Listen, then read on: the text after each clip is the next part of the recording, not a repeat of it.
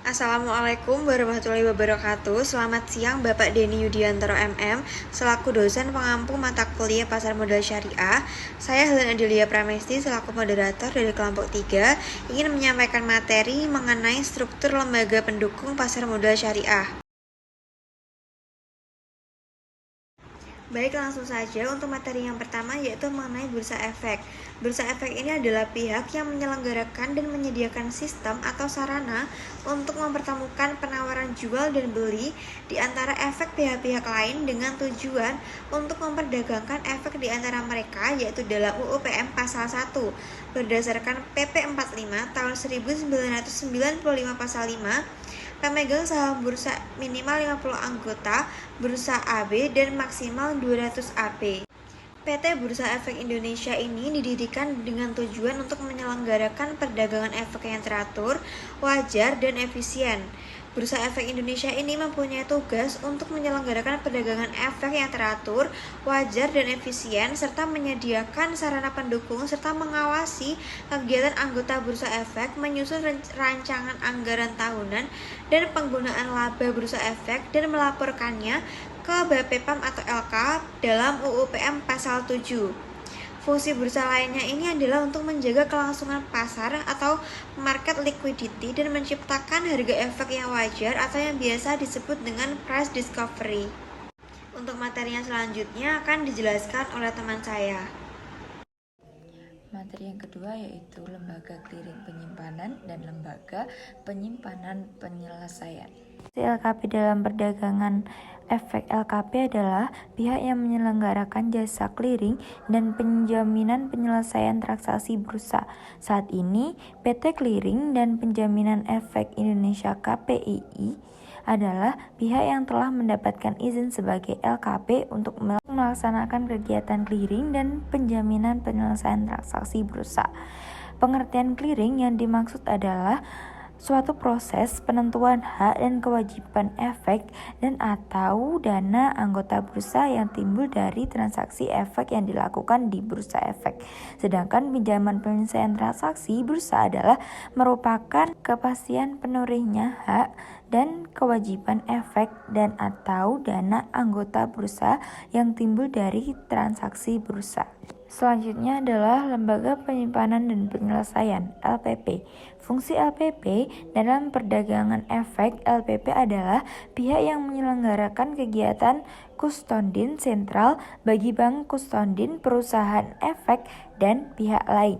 Layanan yang diberikan LPP meliputi: pertama adalah administrasi rekening efek, yang kedua adalah penyelesaian transaksi efek, yang ketiga distribusi hasil corporate action, yang keempat jasa-jasa terkait lain seperti post-trade, processing, PTP, dan penyelesaian laporan-laporan jasa kustodin sentral. Materi yang selanjutnya akan disampaikan oleh Adelia.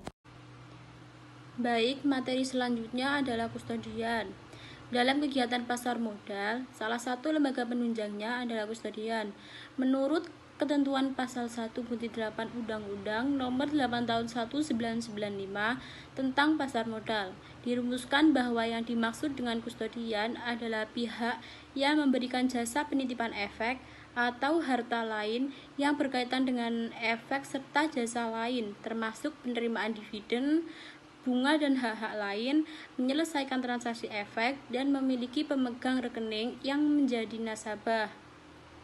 Sebagai lembaga penunjang pasar modal yang dinamakan kustodian, dalam kegiatannya adalah mewakili pemegang rekening atau penanam modal yang menjadi nasabahnya dalam kegiatan pasar modal yang bekerja berdasarkan perintah dari nasabahnya tersebut.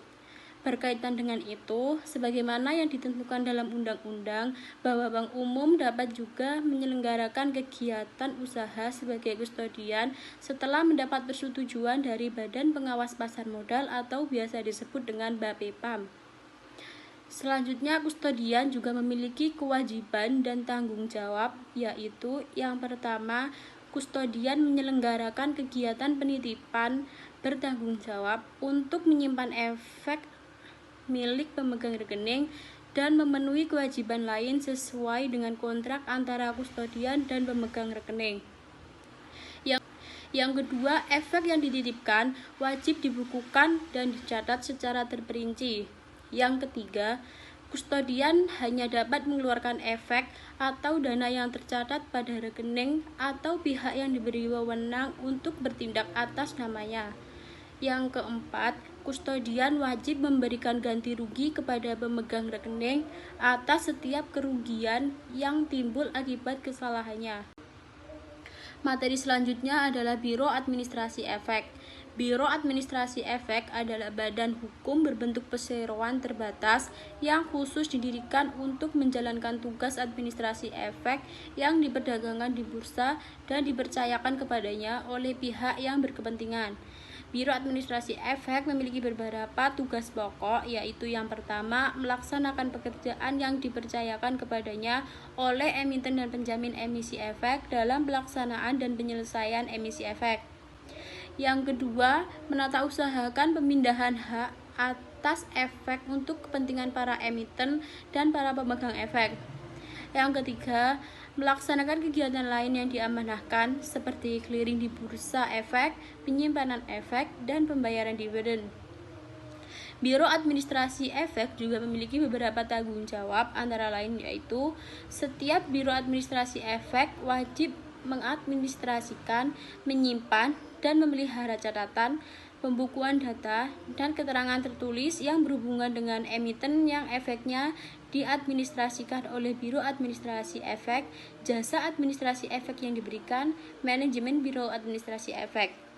Yang kedua, Biro Administrasi Efek wajib menjaga sebaik-baiknya setiap efek maupun catatan pembukuan dalam pengelolaannya dan wajib membuat salinan dari catatan yang disimpan di tempat yang terpisah dan aman.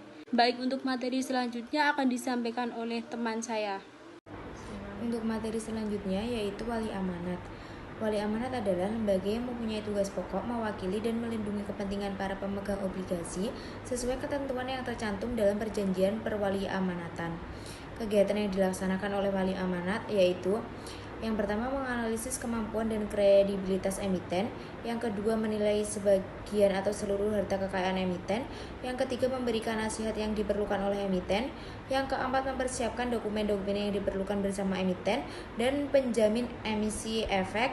Yang kelima, mengawasi pelunasan pinjaman pokok serta bunganya yang harus dipenuhi oleh emiten tepat pada waktunya.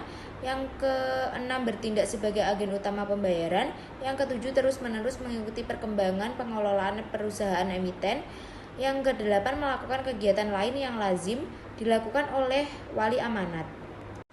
Selanjutnya, kewajiban wali amanat.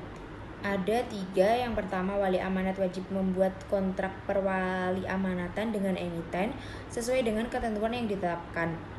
Yang kedua, wali amanat wajib memberikan ganti rugi kepada pemegang efek bersifat utang atau suku atas kerugian karena kelalaiannya dalam pelaksanaan tugasnya. Yang ketiga, setelah terdaftar di Otoritas Jasa Keuangan, wali amanat wajib memenuhi kewajiban-kewajiban. Untuk materi selanjutnya akan disampaikan oleh teman saya. Baik, untuk materi yang terakhir yaitu underwriter. Underwriter adalah penjamin emisi bagi setiap perusahaan yang akan menerbitkan sahamnya di pasar modal. Dalam praktiknya, underwriter akan membantu suatu sindikasi penjamin yang terdiri dari beberapa underwriter dengan porsi penjamin yang berbeda-beda. Pihak dengan porsi penjamin terbesar umumnya adalah para penjamin pelaksana atas emisi tersebut. Penjamin emisi atau underwriter adalah bank investasi, bank komersial, atau perusahaan pialang yang bekerja dengan emiten untuk menjual emisi baru.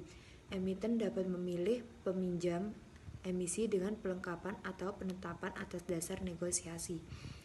Penjamin emisi potensial dapat membentuk kelompok yang disebut sindikasi penjamin emisi untuk menawar secara kolektif. Perlu ditekankan bahwa penjamin emisi adalah organisasi, sedangkan orang-orang yang berprofesi sebagai penjamin emisi disebut wakil penjamin emisi efek atau WPEE. Dalam kegiatan underwriting dikenal beberapa jenis dan cara penjaminan emisi sebagai berikut. Yang pertama yaitu kesanggupan penuh. atau full commitment underwriting. Yang kedua, kesanggupan terbaik atau best effort commitment. Sekian pemaparan materi dari kelompok kami. Apabila ada kurang lebihnya kami mohon maaf. Terima kasih. Wassalamualaikum warahmatullahi wabarakatuh.